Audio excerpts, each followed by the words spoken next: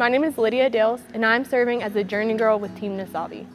I'm serving and living in an indigenous community in southern Mexico, and our team is church planting among the Mixtec people of southern Mexico. Before I became a Journey Girl, I knew that the Lord was calling me to something that looked different than the average lifestyle of an American teenager. When I was about 14 years old, I knew that I was called to be a missionary. When I was in high school, I read countless missionary biographies of all the missionaries that I could get my hands on. And every time that I read the books and every time I heard missionaries come to my church and speak, I knew that the Lord was calling me to do this, to live my life for a greater purpose and to live a life that was dedicated to sharing the gospel. From then, for years, I didn't really know what that looked like. I was thinking it might look like living somewhere that was really far away from my house in the States. I didn't know if it would look like working with children or working with an indigenous community. I had no idea what that would look like. But little by little, as I was faithful to follow the Lord in obedience, He made it more clear. When I was 14, I went on my first mission trip to Honduras, and I returned there about 5 or 6 other times. And every time that I went, it was just more confirmation that this is what the Lord was calling me to, and that I was supposed to live my life for the sake of the gospel in the context of, at that point, I didn't know what that would look like, how it would look like with daily life, where I would be serving, if I'd be serving in the Americas or if I'd be serving somewhere else around the world.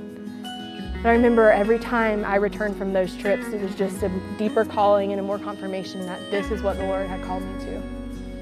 As I was reading my Bible and studying, the Lord continued to make it clear that there are unreached people groups all over the world, and without someone who's willing to go and willing to sacrifice and willing to share the gospel with them, they would never have the opportunity to place their faith in Christ. So with this conviction and with this calling, I continued to return on different trips for a week long, and I didn't know what that would look like long term, but I went to college. I continued praying about what the Lord wanted me to do, because in reality, I didn't want to go to college, I didn't want to study, I just wanted to be on the mission field. When I was in college, I started looking for different opportunities to serve. I knew that I was about to graduate, and I wanted to be able to use that time and that opportunity in this season in my life to be able to serve Him on the field. So I started looking at different opportunities, and I found the hands-on program, and there was a job opening to come and serve as a hands-on volunteer with this team that I'm with now, Team Nasavi in southern Mexico. And it's really cool how the Lord works, because before I came to Mexico, I was completely naive to the need here in Mexico. I had no idea that there was an entire unreached people group here. Actually, there's lots of unreached people groups here. I had no idea that there were these unreached people groups that are here in Mexico, living their lives so dedicated to religion, yet so blinded from the truth of the gospel. And so I didn't know that there was this need, and I was honestly, in my mind, I didn't want to come to Mexico. I thought they had the gospel.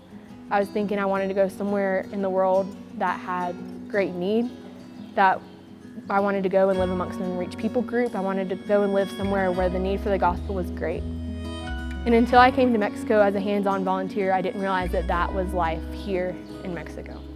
And so as I was here, the Lord did a lot to work in my heart, to shape me, to mold me, and to prepare me to commit to coming back as a Journey Girl and committing the next 2 years to serving here amongst this community. And so as I was here, I just remember being broken by the lostness that was here, and I remember thinking about the ways that these people are living their life, and they have no idea that they are living so dedicated to religion and so dedicated to their practices of culture and religion, and there's just things that they've done for generations and generations. But they were living blinded from the truth of the gospel, and without someone that was going to be willing to come and tell them, they would never have the opportunity to turn to Christ. And so with this calling, I came back as a Journey Girl, and life here has been such a blessing just to see how the Lord has been working. Life here is very simple. A lot of times it just looks like doing daily life alongside of an unreached people group, alongside of people who need to hear the gospel. And my job here is I am a homeschool teacher. I help with the families that are alongside of our team. So in the mornings, I help the families by teaching. I really have the opportunity just to love on the girls that are on our team and the missionary kids, spend time with them and really pour into them in their spiritual lives. But at the same time of homeschooling and teaching, I have the opportunity that's such a great opportunity. It's an opportunity to go out in the community. It's an opportunity to go and sit with people in their fruit stands and in their stores and have gospel conversations and share the hope of the gospel.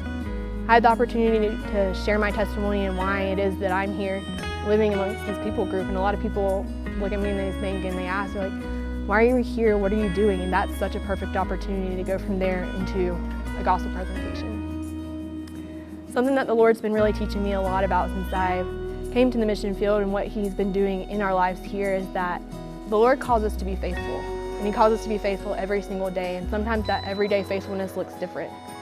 And a lot of times people think that missionaries' life is really grand and extravagant and you do a lot of things, but in reality, the Lord just calls us to be faithful every single day. And whether that means going and teaching homeschool, whether that means sharing the gospel with your neighbor, or going and sitting and visiting, or whatever that looks like, that's what the Lord calls us to, is everyday faithfulness. And so as I've been here, there's been so many opportunities to see the Lord's great faithfulness at work here amongst the Muse Tech.